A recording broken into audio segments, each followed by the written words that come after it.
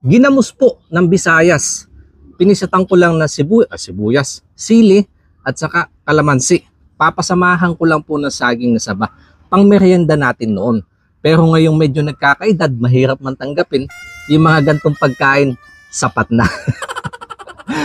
Para mayroong sabaw, naglaga lang ako ng buto-buto para may mahihigop naman.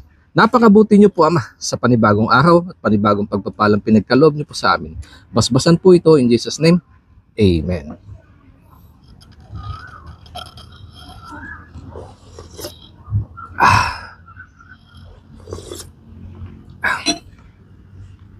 Dito muna ako sa Magkapares. Kambal, sabi nga nila. Baka pag inuna ko to, pag uwi ni Mrs. mamayang gabi, makadalawa pa kami. Uy.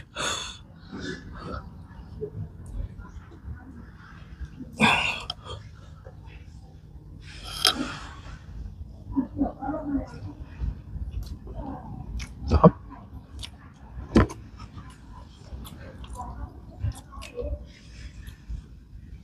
Sa mga nakaranas pong kumain nito mga kanain, pa-comment nga below kung saan po kayo lugar at ilang panahon na ang nakalipas nung huli nyo pa ito matikman.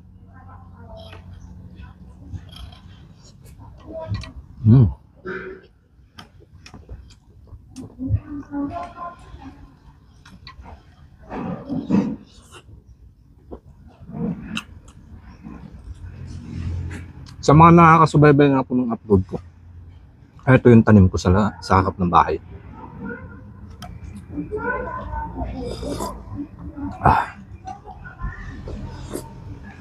Manibalang na siya, kaya merong kaunting tamis.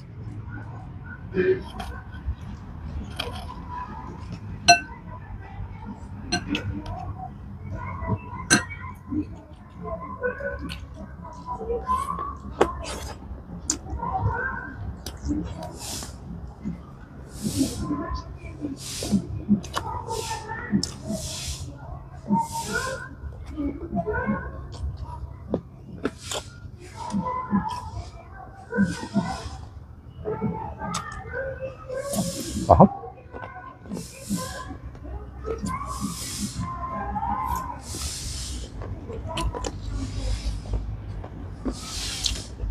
Sa mga bagong henerasyon po ngayon, malamang hindi na nila kilala yung gantong pamerienda natin noon.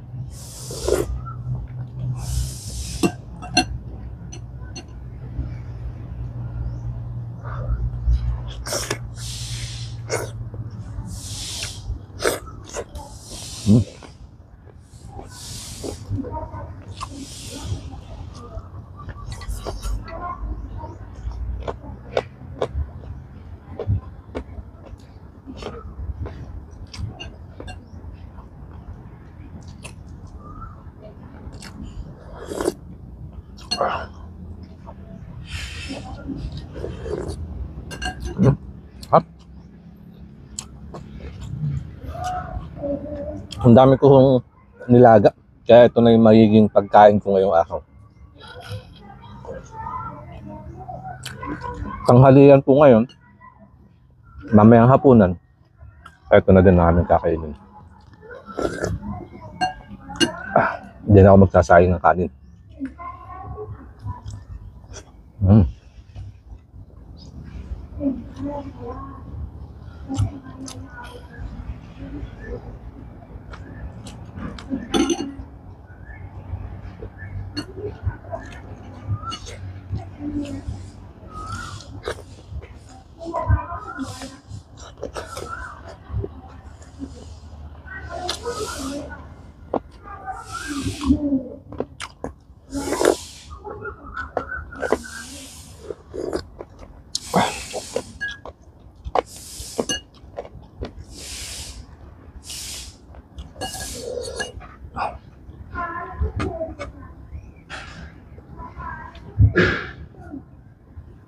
Sarap.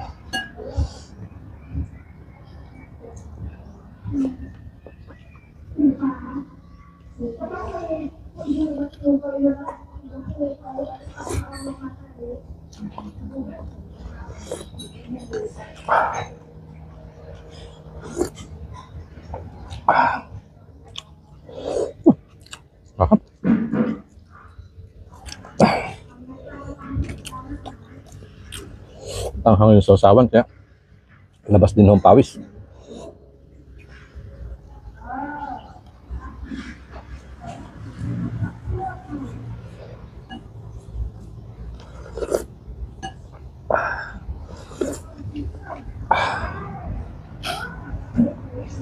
Oh.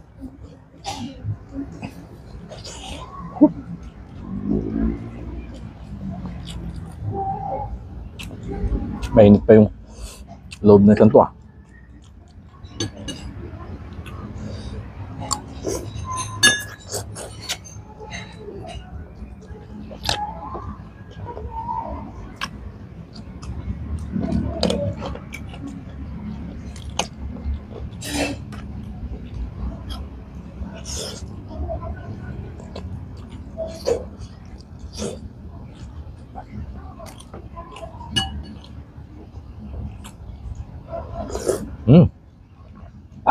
Hap.